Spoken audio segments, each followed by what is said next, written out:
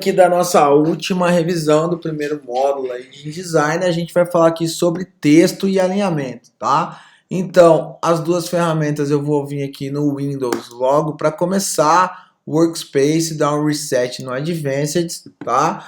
Vou File, Save As e salvar aqui como aula 5, é a quinta aula de revisão, beleza? E aí a gente vai falar sobre a formatação de texto e alinhamento, tá? Para isso a gente vai usar duas ferramentas que não estão aqui. Então a gente vai usar no Windows e vai vir aqui Typing and Tables e vou pegar a ferramenta Character, ok? E em seguida eu vou voltar em Typing and Tables e pegar a ferramenta de parágrafo, tá?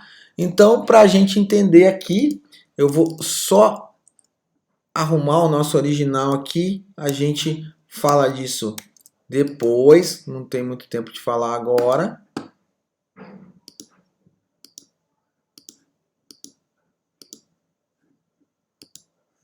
Tá? Então a gente vai usar o nosso, vai alterar o nosso original aqui.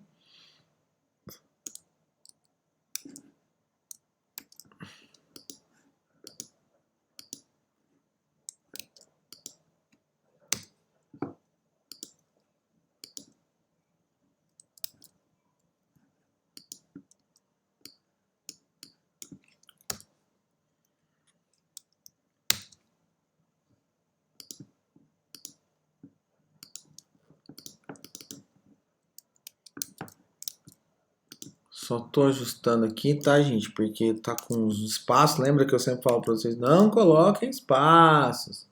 O pessoal parece que não entende muito. Então, digitar esse texto com espaço aqui, tá? Agora sim, vou dar aqui, ó, um preview só para a gente visualizar. Agora a gente não precisa visualizar os grids, né? A gente pode visualizar só aqui as ferramentas de diagramação. Então a gente vai falar primeiro sobre os caracteres, né? Então os caracteres a gente tem que são as letras. A gente vai ter aqui no nosso primeira janelinha aqui o tipo da letra, ou seja, família tipográfica. Então a gente tem aí no curso um módulo sobre tipografia, né, onde eu explico melhor isso, mas aqui a gente sabe que tem a família tipográfica. Embaixo eu tenho os pesos, né, que eu tenho regular, itálico, bold, bold itálico na Times New Roman.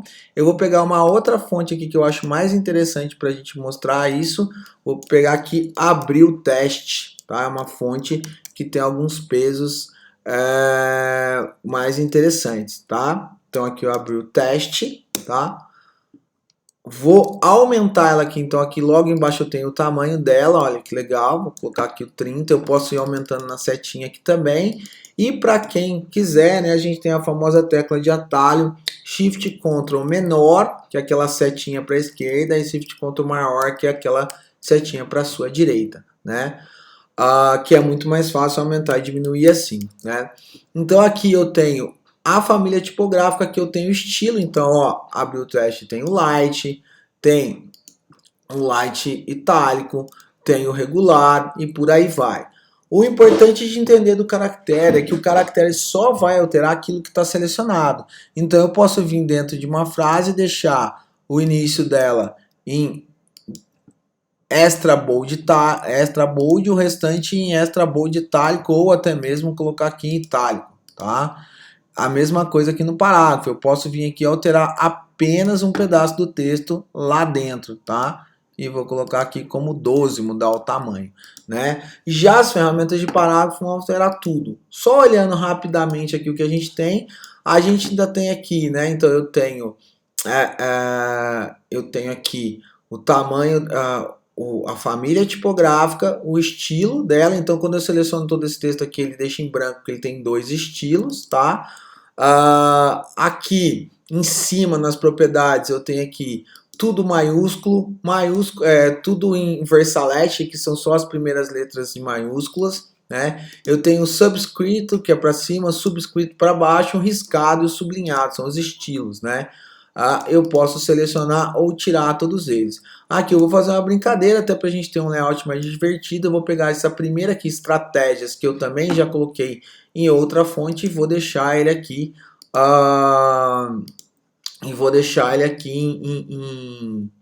em negrito e toda maiúscula, tá?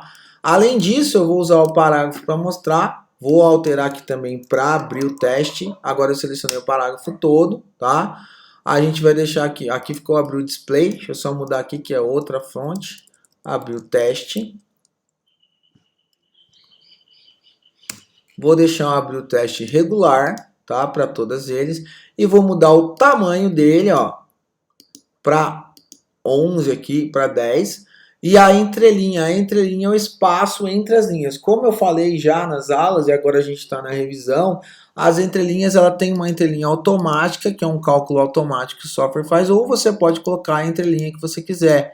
Eu aqui vou aumentar a minha entrelinha aqui para 15, né? O que eu falei para vocês é que fica mais fácil de ler, dependendo da entrelinha, mas se a gente também exagerar na entrelinha, ele pode ficar uma coisa um pouco estranha aí, tá? Então eu vou deixar aqui 10 com entrelinha 16, tá? Para mim tá bom aqui, entrelinha 13, ok?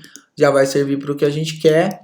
Além disso, a gente tem aqui, né, que eu falei para vocês, o kerning. A gente tem o kerning métrico, que é o automático da fonte, ou óptico, que vai fazer um pequeno ajuste óptico ali para grandes tamanhos.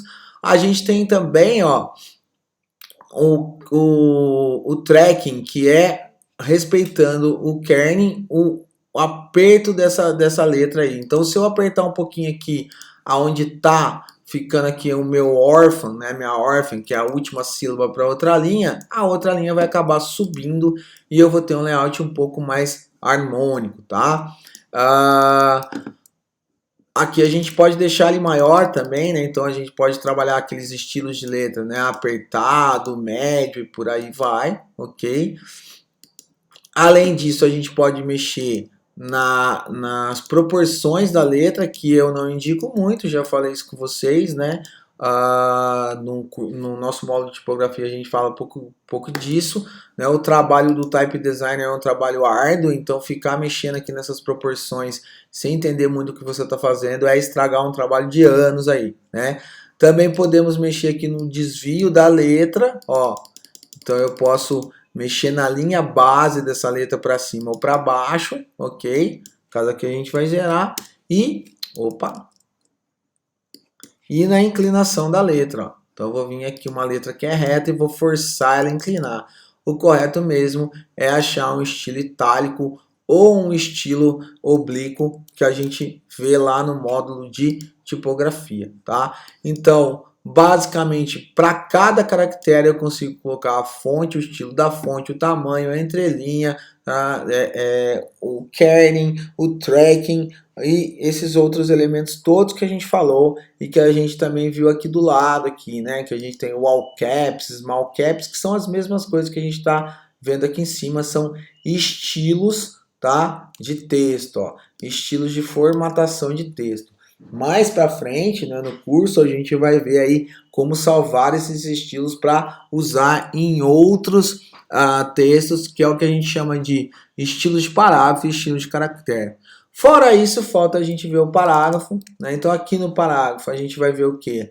Alinhamento, a gente tem o alinhado à esquerda, o justificado, o alinhado à direita, justificado à esquerda, justificado ao centro, né? Justificado à direita, o justificado forçado, né? Então são estilos de alinhamento de texto que também na aula que a gente fala sobre tipografia a gente justifica cada um deles, explica por que de cada um. No caractere, sem esquecer de falar, a gente tem a linguagem, é sempre importante a gente colocar a linguagem correta, porque senão a gente pode ter problema na hora de diagramar, principalmente na hora da hifenização, tá? O que é a hifenização? É a separação de sílabas, ó. Se eu tirar o hífen, ele não vai separar minhas sílabas, e se eu colocar o hífen, a gente vai separar as sílabas, tá? E se eu tiver com uma linguagem que não é o português, ele vai fazer essa separação de sílabas de maneira errada. Tanto que aqui a gente tem o português do acordo ortográfico e o português de Portugal, tá? A gente sempre vai deixar no português brasileiro, a não ser que a gente tenha feito aí um arquivo para outro país, tá?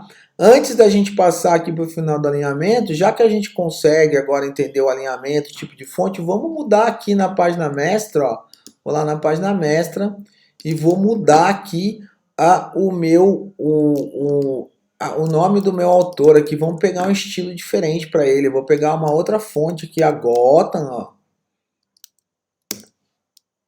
Opa, não veio Gotham, tá?